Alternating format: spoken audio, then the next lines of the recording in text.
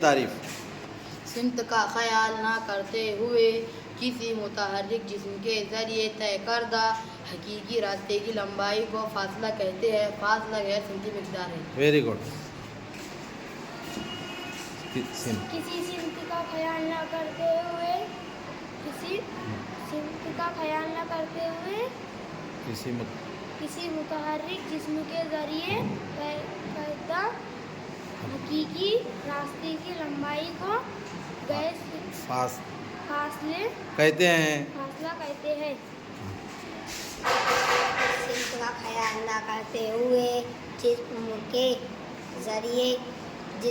ذریعے طے کردہ حقیقی راستے کی لمبائی کو فاصلہ کہتے ہیں۔